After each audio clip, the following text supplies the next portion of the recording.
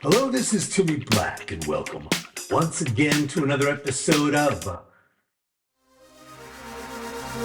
Lives of Contemporary Artists. Now, I went to a conference last week, a podcasters conference. It was huge. It was enormous. It took place in Dallas, and if you've never been to Dallas, let me tell you, it's a great place. It's got great food. It's got great people. And believe it or not, it's got great art. I mean, right across the street from the podcaster convention, right across, there was this park. I think it was called Pioneer Park, something like that. Anyway, inside the park, there's this piece of monumental sculpture of a cattle drive. There were, by my count, about 50 bronze heads of cattle. It was amazing, and it's really one of the best works of art I've ever seen in Texas, and it's right up there with Donald Judd. It's right up there, and if you think I sound stupid, well, so be it. Just call me stupid, but you don't reach over 200,000 regular listeners by being stupid. And if I am stupid, then anyway, Cattle Drive, Dallas, trust me on this. Anyway, I'm at this podcaster convention, this conclave in Dallas, and who do I run into in the lobby of the hotel? Standing there by the free breakfast buffet, carrying 2 plates of pastries and waiting for the waffle machine to finish making what looked like a waffle shaped like mouse ears. Who do I run into but my arch rival, the one and only Dabney Richards. That's right, Dabney.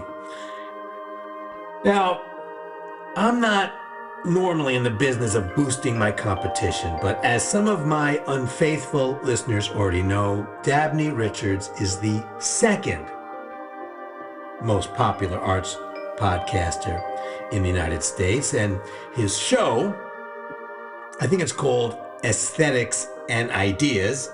Actually, I'm absolutely certain it's called Aesthetics and Ideas, which, by the way, sounds a lot less entertaining and witty than you might think it actually is. It's actually quite entertaining. But I know it sounds like a prerequisite for the much more demanding semester of Aesthetics and Ideas too, but trust me on this, Dabney's podcast is really worth a listen. Anyway, I wasn't surprised to see him. I sort of expected it, but I was taken aback by all the carbs. I mean, this is what he told me. He told me that he's about to start to take Ozempic. He didn't start yet, but he's about to start. And he figured with all the free food, he might as well have one last binge. One last unbashful binge. And you know, knowing Dabney, that makes perfect sense. And it's very consistent with the kind of mind that sees the world through the lens of aesthetics and ideas. Let me explain that. I mean, I think there's incredible poetry in his donut decadent embrace of the senses, his submission, his total submission to his appetites, while simultaneously he's clearly meditating on a future remedy and ultimate rehabilitation. It's very clever. It's very, very clever. And now that I think back on it, that mound of donuts and croissants and danishes and muffins was even more striking than the cattle. And even more strident when you see it that way, even more strident than what you see in Marfa. I mean, Dabney actually lives what he preaches. He is really a true artist of life. And luckily, Luckily, I have a much better social media presence than he does, because in a just world, his podcast would easily surpass mine. Which brings me back to the conference. It was basically what you'd expect, a bunch of tedious slideshows with lots of graphs and Venn diagrams and a lot of talk about data harvesting and advertising, branding, AI, all that claptrap, all the typical froth that comes with these congresses of passionate mediocrity. Honestly, I wouldn't have bothered attending if they hadn't invited me to speak, a decision they later came to regret, but nonetheless provided me with a business class flight, a free, cozy hotel room, and a generous honorarium. See, they asked me to talk about art's power to change the world, or something like that.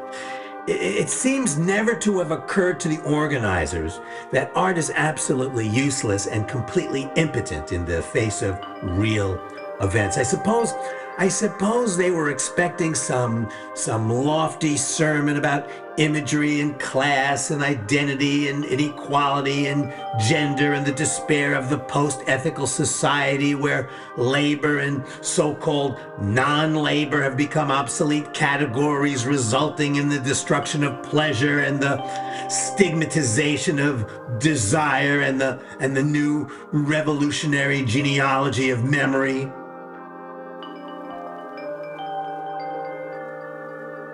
Or at least that's what they wrote in the email. But instead, I talked about how K-pop demon hunters and eBay have literally reprogrammed basic human behavior. See, Picasso's Guernica did nothing to prevent World War II. Now, I got a lot of laughs when I said that, but I didn't mean it to be funny. And when I was done, I stopped by Dabney's presentation, which was, as usual, terrific. He was getting really heated about Bergsonian time consciousness and how it expresses itself in the instability of most serious conceptual art. There were about 4 people in the audience, and I really felt bad for him. But when he started on the cultural contradictions of late-stage capitalism, I had to walk out. I really don't know why they invited us. I mean, the place wasn't a good fit. The place was full of true crime people and exercise gurus and lifespan expanders and business advisors and empowerment pimps and middle-aged comedians on Adderall and a bunch of really combative political types. I mean, there were all these conspiracy theory people and anti-vax J6 dudes, and there were also all these self-righteous intersectional type pro-pet no kings militants. And I thought between all the yelling and hysteria between the two of them, I honestly thought a riot would break out. But they did ultimately have a kumbaya moment when they all agreed to blame the Jews. Anyway, I'm glad I went. My room had a bath, and I never take baths at home, but I took a bath. I took a bath every night, and I ordered room service, and I watched a bunch of movies on this enormous TV screen. It was a real vacation, and I think I learned a lot and started thinking in a brand new way about the lives of contemporary artists.